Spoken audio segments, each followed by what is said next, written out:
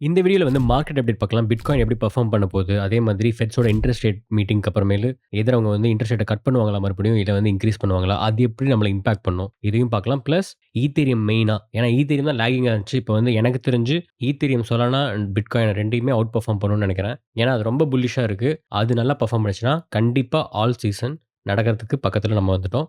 அதான் கிளியரா பார்க்க போறோம். வணக்கம், நான் உங்க விஜய் பேசுறேன். இது ட்ரேடிங் மைண்ட்செட் வலையொலியில் வரும் காணொளி.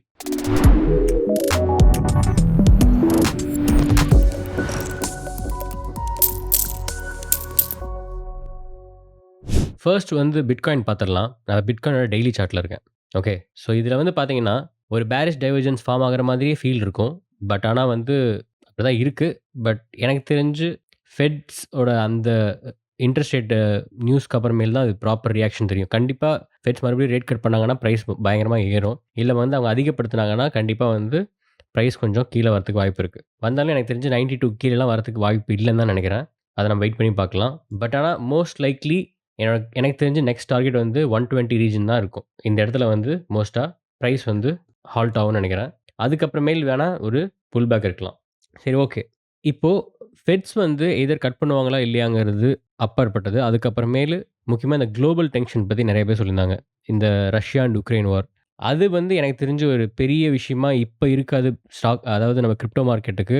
ஏன்னா, கண்டிப்பா வந்து ஒரு நியூக்ளியர் ஆர்மகெடான் அந்த மாரி நடக்கிற ஈவென்ட்லாம் ரொம்ப ரொம்ப கம்மி. ஆக்சுவலா குரூப்ல கூட நெறைய பேர் கேட்டிருந்தாங்க.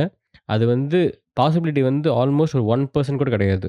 ஸோ அத பத்தி நம்ம வொரி பண்ணிக்க தேவையில்ல. நாம வொரி பண்ண வேண்டிய தேவை வந்து ஆக்சுவலா ரெசெஷன பத்தி தான்.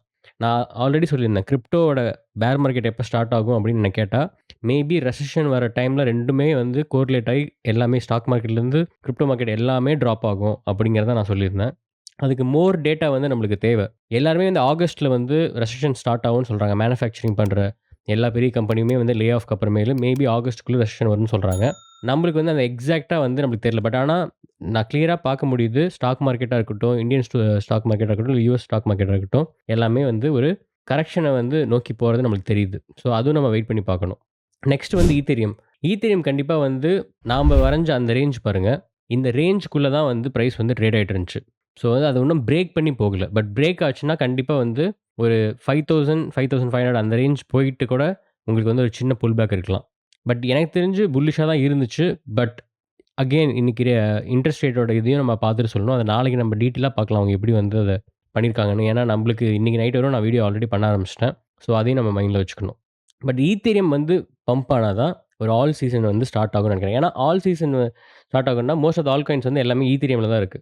ஸோ அது வந்து எல்லாமே ஈத்தீரியம் பேஸா இருக்கிறனால, ஸோ ஈத்தீரியமோட பம்ப் தான் வந்து ரொம்ப முக்கியம். நான் இப்ப வீக்லில பார்த்தேன்னா, ரொம்ப புல்லிஷா இருக்கு ஈத்தீரியம். ஓகேங்களா? ஏன்னா அந்த போன வீக் ரிஜெக்ஷனுக்கு அப்புறமேலு கூட பிரைஸ் ட்ராப் ஆச்சு. ஆனா வந்து அத ஃபுல் வந்து பைபேக் பண்ணி எவ்வளோ பெரிய வீக் இருக்குன்னு நீங்களே இங்க பார்க்குறீங்க. ஸோ இது வந்து இப்போதைக்கு இப்படி இருக்கு. பட் வீக்லி இன்னும் முடியல. ஓகேங்களா? இந்த வீக்லி கேண்டில் ஆக்சுவலா புல்லிஷா மூடுறதுக்கு நெறைய சான்ஸ் இருக்கு. ஓகேங்களா? நான் வந்து அதோட ப்ரீவியஸ் ஆல் டைம் ஹை தான் இங்க மார்க் பண்ணியிருக்கேன் கிரீன் கலர்ல. இத பிரேக் பண்ணிட்டு பிரைஸ் கொஞ்சம் கீழ வரலாம். ஒரு சின்ன புல் பேக் தான். அது பெரிய புல் பேக்கா இருக்கிறதுக்கு வாய்ப்பு கிடையாது. ஸோ அது நடக்கும்போது நம்மளுக்கு தெரிஞ்சு எல்லா ஆல் காயின்ஸுமே வந்து பம்ப் ஆகும். மோஸ்ட்டா வந்து நேத்து எக்ஸ்ஆர்பி பம்ப் ஆச்சு. அதுவுமே இப்போ வந்து கொஞ்சம் அப்படியே கன்சாலிடேஷனுக்குள்ள போயிடுச்சு. இன்னைக்கு பெருசா வந்து காயின்ஸ் எதுவுமே பெர்ஃபார்ம் பண்ணல. ஈவன் பிட்காயின் வந்து 1,07,000 போச்சு. இப்போ 1,04,000ல இருக்கு. ஆவேவும் வந்து ஆக்சுவலா வந்து அந்த நாம பார்த்த அந்த ஜோனுக்குள்ளேயே தான் இருக்கு. ஒண்ணுமே வந்து நான் ப்ராபப்ளி வந்து 1.36 இந்த ரேஞ்ச வந்து டச் பண்ணிட்டு தான் மேல போகும்னு நெனைக்கிறேன். ஸோ பைபேக் வந்து நம்ம ஒண்ணும் பண்ணல. நான் வந்து பாதி செல் பண்ணிட்டு அத ஹோல்ட் பண்றேன் நம்ம போர்ட்ஃபோலியோ படி. நான் வந்து எக்ஸ்ட்ரா போட்டது எல்லாத்தையுமே கேஷ் அவுட் பண்ணிட்டேன். பட் ஆனா மீதி வந்து கண்டிப்பா திருப்பி இன்வெஸ்ட் பண்ணுவேன். ஏன்னா, இதுக்கு இன்னுமே பொட்டன்ஷியல் இருக்குன்னு தான் நான் பெர்சனலா நெனைக்கிறேன்.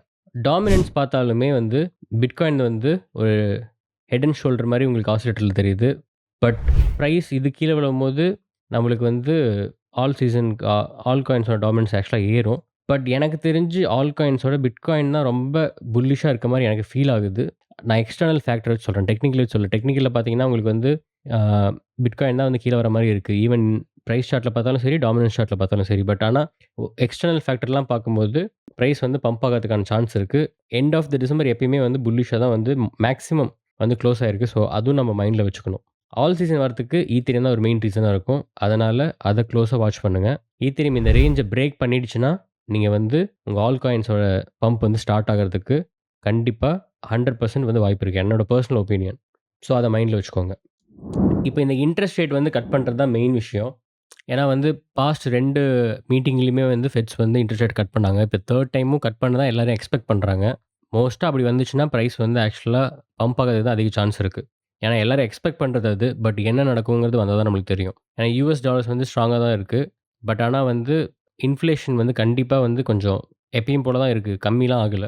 ஸோ அந்த ரீசன்னால எனக்கு தெரிஞ்சு இவங்க இன்ட்ரெஸ்ட் ரேட்ட வந்து கட் பண்ணுவாங்களா? இல்ல அதிகப்படுத்துவாங்கங்கிறது ஒரு இதா தான் இருக்கு. எனக்கு டவுட்டா தான் இருக்கு.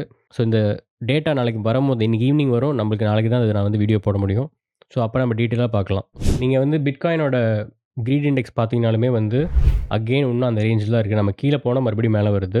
இங்க வந்து உங்களுக்கு பிட்காயினோட பிரைஸ் வால்யூமும் இருக்கு. அதுவும் பார்த்தீங்கன்னா, எல்லாமே வந்து ஒரு ஓவர் பாட் அந்த ரீஜின்ல தான் இருக்கு. ஸோ ப்ராபப்ளி இந்த இன்ட்ரெஸ்ட் ரேட் மீட்டிங் எப்படி போகுதுன்னு பார்க்கலாம். அதுபடி தான் நம்ம வந்து அடுத்த டெசிஷன் எடுக்க முடியும். கண்டிப்பா ஆனா பிரைஸ் ரியாக்ட் ஆயிடும். எனக்கு தெரிஞ்சு மோஸ்ட் லைக்லி கட் பண்ண தான் சான்ஸ் இருக்கு. பட் அதிகப்படுத்துனாங்கன்னா, கண்டிப்பா ஒரு இஷ்யூ இருக்கு நம்மளுக்கு. அதையும் நம்ம வந்து பார்த்துக்கணும். அது கொஞ்சம் ஸ்லோ டவுன் பண்ணணும். பட் எப்படி இருந்தாலும் ஜான் 20க்குள்ள வந்து பிரைஸ்லாம் வந்து ஏறிடும். ஸோ அதையும் நம்ம வந்து மைண்ட்ல வச்சுக்கலாம். அகைன் நேத்து போர்ட்ஃபோலியோல பண்ண சேஞ்சஸ்லாம் நீங்க பார்த்துருப்பீங்க. அதே மாரி பெங்கு வந்து ஆக்சுவலா நாம எக்ஸ்பெக்ட் பண்ண அளவுக்கு பெர்ஃபார்ம் பண்ணல. நான் வந்து அதனால தான் அதிகமா இன்வெஸ்ட் பண்ண வேணாம் அப்படின்னு சொல்லியிருந்தேன். ஏன்னா ஆல்மோஸ்ட் வந்து 88 பில்லியன் வந்து மார்க்கெட் கேப்பு. Sorry supply.